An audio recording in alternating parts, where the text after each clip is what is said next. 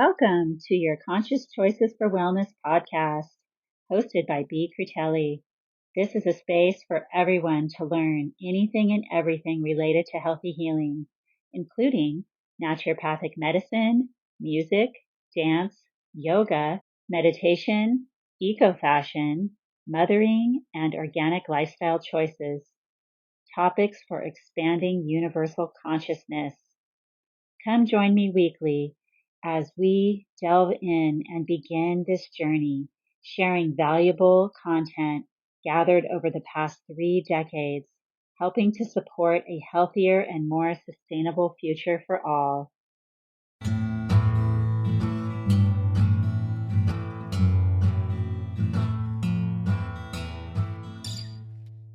Welcome to all the kind, conscious souls out there that are listening that popped onto this podcast. Conscious Choices for Wellness podcast that I started almost a year ago now, literally coming up to a year in a couple of weeks since I started this podcast. And I am here with you today wishing you all a happy September, happy end of summer. I hope you've had a good one wherever you are. And September 1st today. Yeah, and what else is it today? It is Labor Day. I wanted to continue my discussion that I started last week about fascia health, what fascia is, its connection to the universe, the relationship with our fascia to our nervous system, and RLS. RLS stands for Restless Leg Syndrome. And this is I'm not going to call it a disease, but a syndrome, I think, is a better word. Although when I looked into it, it's now being called some kind of a disease as well. There's an imbalance and your body is not at ease. So it could be a disease. There's something happening within, and it is just, very, very recently being looked into because more and more people have been complaining about this syndrome for years now, especially in the last decade. And currently, as of the data from 2024, 10% of the worldwide population has reported symptoms of RLS. And I believe the symptoms are very unique, and we will get into that. So this intrigued me when I was studying fascia and talking about it last week. I thought that there would be a correlation just because of what the fascia does in the body. And the more that I was, speaking on it, I thought, I'm going to see if there's any kind of correlation or any kind of information out there. And sure enough, I found some. So I wanted to do a part 2 on this. So if you ever feel like your body knows things before your mind does that make sense? This is sometimes true unless our thoughts are leading the way to what our body is feeling, right? And that is very, very common too. What we're thinking is then what we're feeling, right? The secret might be hiding within our fascia, aka connective tissue. Remember now, and if you haven't listened to last week, you might want to do that. Our fascia is something that runs throughout our body. It's like its own system that's holding everything together. It's like this web that wraps around our muscles and our organs and our bones and our cells, and it's linking everything together within our body, underneath our skin. Of course, we want to pay attention to this. Of course, we want to make sure that our fascia is healthy. And what are we to do when we are getting signals or symptoms from our physical body telling us that something is off? This is the time to reflect on what is happening and why. And the why is going to be taking you to the root cause of the suffering or imbalanced state. And that's something that mainstream medicine really doesn't focus on, and it's really sad. They don't go to the why. They don't have enough time to go to the why with you. The root cause is very, very important. The root cause could be, going to where, which I just listened to a podcast and a doctor was speaking about the where is really important. Not just the why, but the where. The where is where you're feeling the discomfort, the disease, the inflammation, pain in your body, right? Where is that happening? And dealing with that. And that will stem into the root cause, right? Because the root cause is why we got this, disease, this pain, discomfort in our body in the first place. And then it ends up going to a certain part of the body. Maybe that's a certain other part of the body that we were born with more of a weakness there, or maybe there was an injury that never healed properly. And so then later on, there may be scar tissue, and that's a weak point in the body now where the pain and the discomfort will settle into. And, even I'm going off on my tangent here a little bit. If we end up getting, any kind of infliction like a virus, bacterial infection, even a parasite, fungal infection, any of these type of things, they will tend to gravitate to parts of the body that are weaker that they can flourish in, right? Because a really healthy body that's intact and that has all the things that it needs and everything is flowing properly throughout our fascia and our cells are flowing and moving and active, those types of bodies are not going to get inflicted with disease as much, or hardly ever. So what if the key to better health, deeper intuition, and feeling more connected is in our connective tissue? Okay, going into our connective tissue, our fascia, and seeing how that is working. Okay, fascia is the body-wide connective tissue web conducting fluid and energy throughout our bodies out into the universe. Okay, so remember that fascia influences our circulation, nerve pathways, and even how sensations are felt. So RLS, restless leg syndrome, is a sensation. That's definitely how it's described. The topic of fascia related to restless leg syndrome is still emerging, but there are some compelling insights from integrative practices, real experiences, and a few case reports that have been published. So what is RLS? According to, this is more of a scientific, it's not very scientific, but it's more of a standard definition from the medical field. In a recent article in the NIH journal, aka the PubMed, restless leg syndrome is a prevalent neurosensory disorder that impairs your quality of life. And it's so impairing to quality of life because it's fucking with your sleep. Okay, it usually happens when you're tired. It happens when you're supposed to be going to sleep.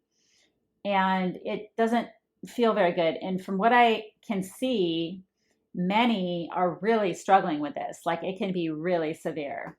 I have had more of a mild case of it, although, there's times it's been a little worse than others. And I've had, partners in my life that I've slept in the same bed with that tell me, it's almost like keeping them awake a little bit. They say they don't mind it. I think you mind it a lot more if it's keeping yourself awake and it's happening to yourself. But it's like if you're laying there, I've had it happen when I'm driving a car, and that's really fucking hard. You're trying to, press on the gas and your foot starts freaking out. It's not safe, right? It's kind of hard. I've had to like switch feet and have my left leg press on the gas instead if it's my right leg that's acting up. And that's just if I'm tired. It usually happens when I'm tired. But I know there's other things related to it. And I don't want to get into a huge thing just about RLS today because I'm trying to focus on the fascia and just how it relates.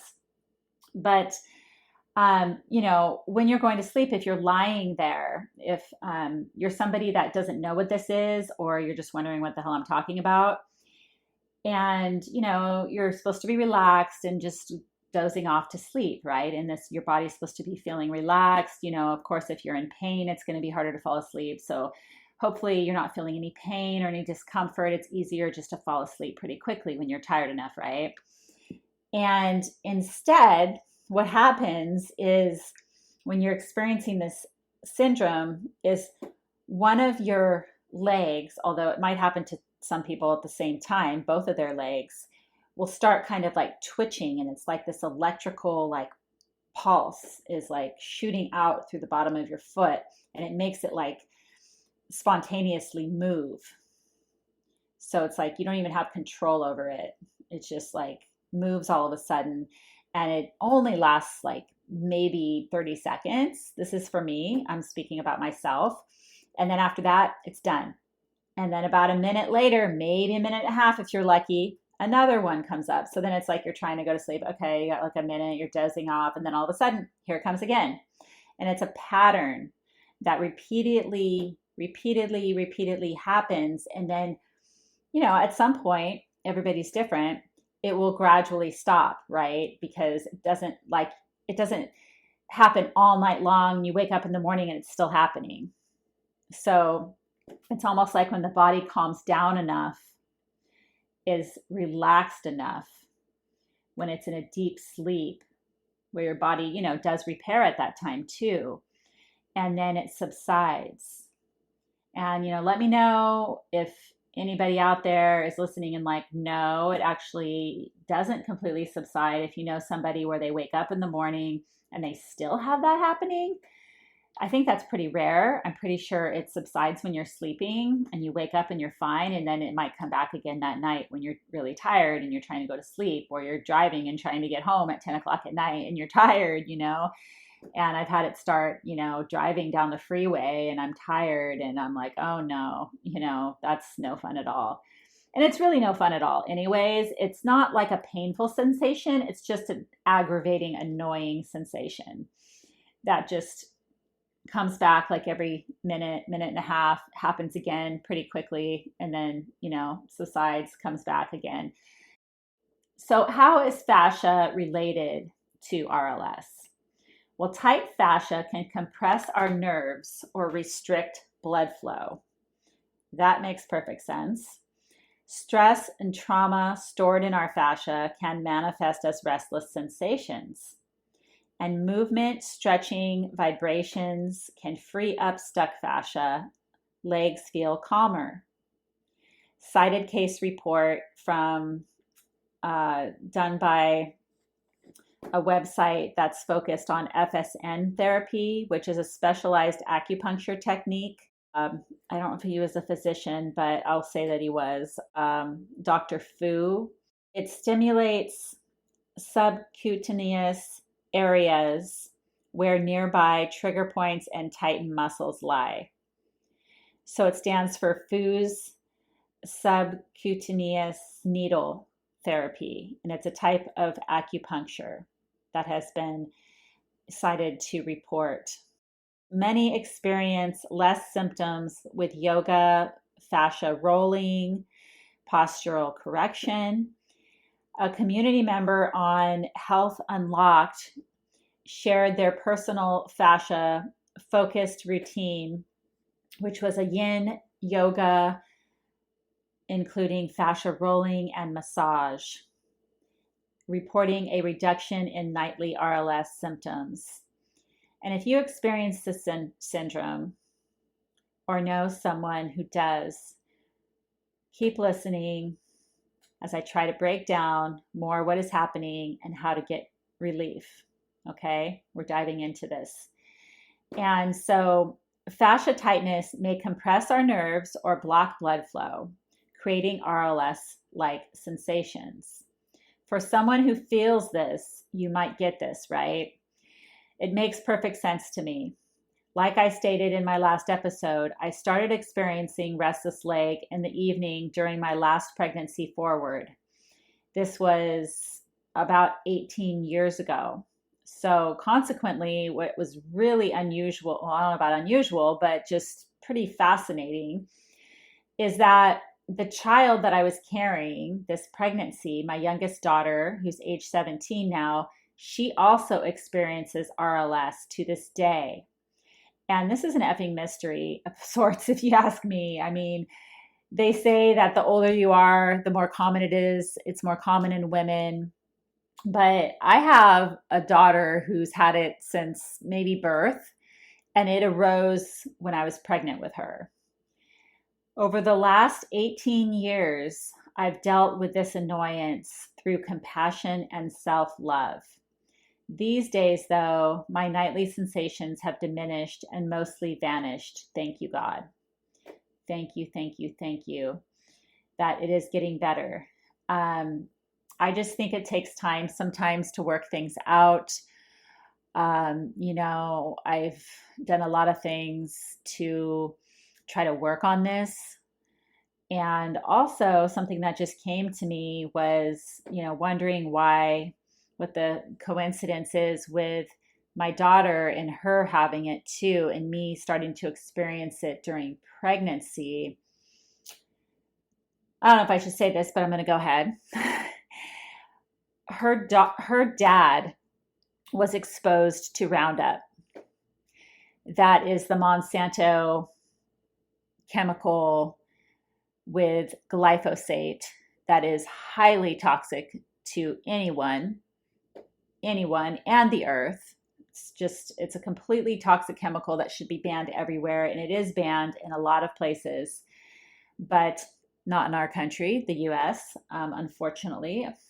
Not surprising. He was part of one of those large lawsuits where Monsanto was getting sued because it had been proved that some people were getting cancer from it and had died.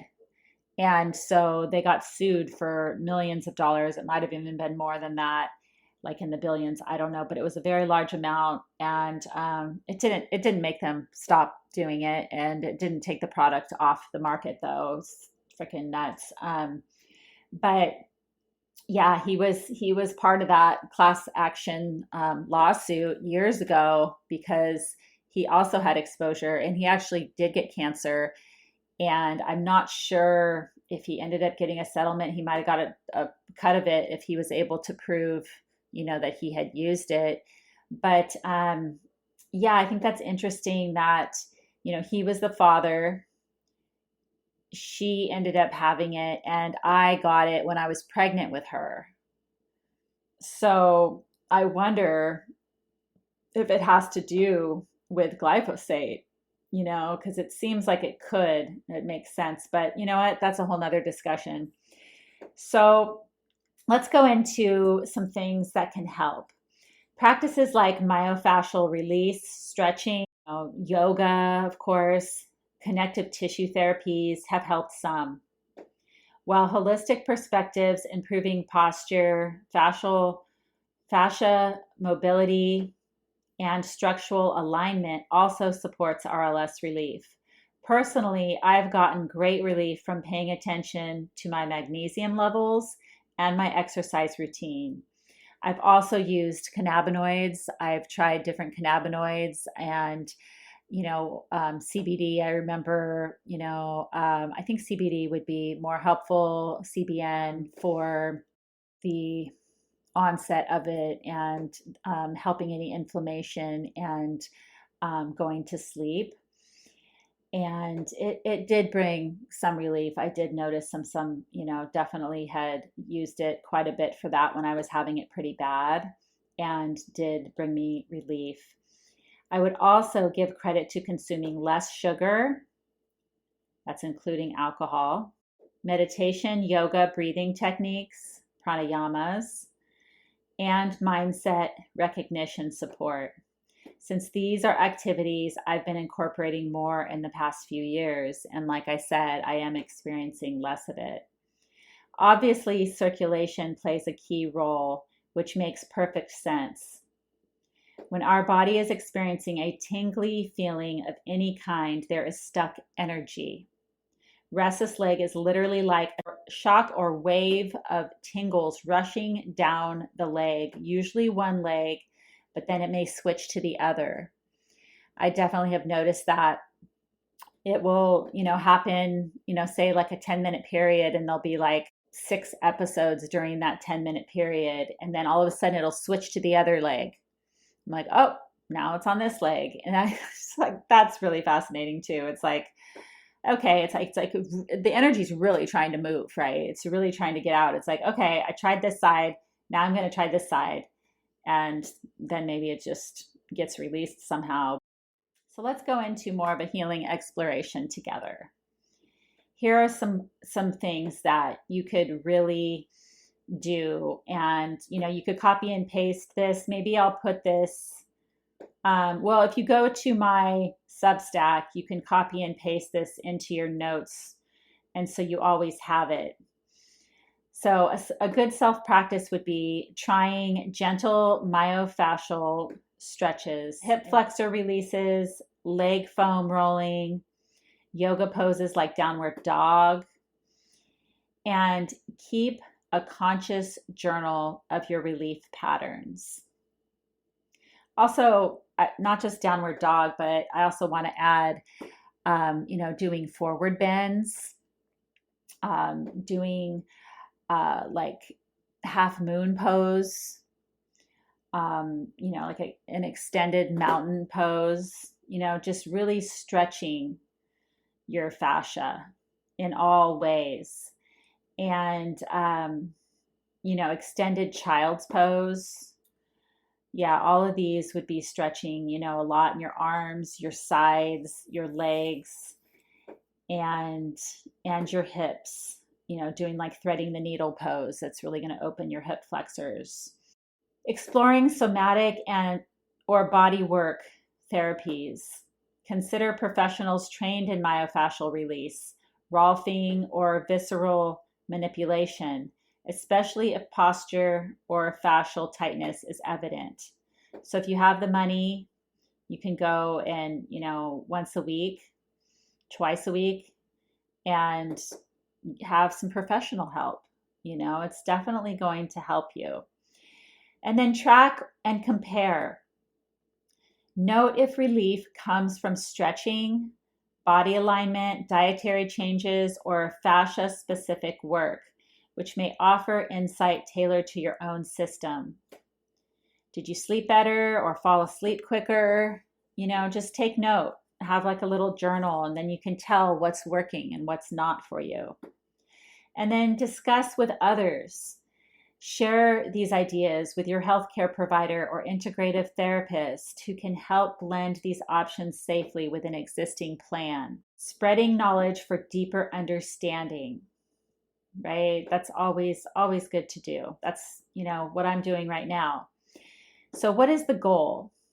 Relaxing your fascia, opening it up to improve blood and nerve flow, and soothe hyperactive signals that feed restless leg syndrome, RLS. Okay, that's what we're trying to do. We're relaxing the fascia, we're opening it up to improve our blood and nerve flow, which then will soothe hyperactive signals that feed the RLS, that are, activating it, that are making this restless leg potentially happen. So when is the optimal time of an action plan that we're talking about here? Well, best before bedtime and when symptoms start to flare. So we're talking about, any of these but I think anytime really, but before bedtime, it's always good to do a couple stretches, a couple opening up and, or massaging. You can do self-massage too. If I did not mention that, I'm a big advocate, definitely self-massage. If you don't have money to go out, once or twice a week, even just a daily massage or skin brushing or using your gua sha tool to, activate the nerves and open your fascia and, just bring lots of loving circulation to whatever part of the body you're feeling it needs. Do your whole body. You can give your whole body a nice, loving massage. And I love to use a gua sha tool or a body brush. And, just every day or twice a day, just, take a couple minutes or 5 minutes and just, do that on your arms and your legs and your back and, wherever. And it is really, really, really helpful. And that's another thing I probably should have wrote in the blog. I'm definitely going to add that in here. Just receiving daily practice from any of these activities will help. Small nightly rituals will bring relief. And if this resonates, please share this episode with someone who struggles with restless legs. And let me know if you try this fascia health routine. Even for those without RLS, it will benefit you in many ways, I promise. And I'd love to hear your results. So I thank you for listening. And next week, we will talk about something else. And I'm not sure what it's going to be yet, but I'll probably know by Friday. And I am going to be having a guest on I'm very excited about. I may have mentioned before a few weeks back, who is another entrepreneurial woman, a single mom of 4, just like myself. And she has a wonderful, organic, sustainable women's clothing line that she's had for many, many years up in Oregon. And she has agreed to come onto the podcast. And I think she might even have her own podcast. I think I saw something on her website. But I will be having her on in the next month or so. I'm not sure if it's going to be before I move or after I move. It might not be till, October, but it's definitely going to happen this fall. And I hope that you all have a wonderful week. And if you have any questions or anything, please do not hesitate to reach out. Also hope that you're staying safe out there. And I think I was going to mention at the beginning of this, and then I just kind of focused in on, the topic, but I was so close to going out and marching today, but I have been not wanting to go by myself. I've been really wanting to go with someone else. I think, many of us, when we go out to the streets, we want to, feel like we're going with somebody we know, because it's like a big scene, right? And there's like thousands of people there. It's more than just going to like a little party or something. And I have had a hard time trying to find somebody that will go with me. And maybe one of these days I will just go by myself. But today's Labor Day, and in honor of workers and not corporations, I have in my heart just so much love and appreciation for everybody that is out there in the streets and that is standing up for justice. And I really am very grateful for anybody that's doing that right now. Okay, so much love to you, and we'll see you next week. Peace and love. Bye.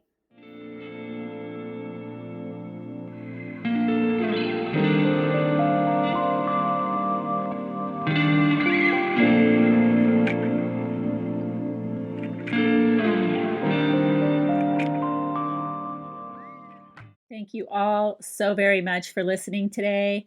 I genuinely hope that you learned something, and I invite you to join me each week so you never miss a conscious wellness beat. This podcast holds a special place in my heart dedicated to my evolution here, my passionate mission to spread more consciousness for the much needed wellness on Earth. Come join me as a guest as well. Let's collaborate, making change for future generations.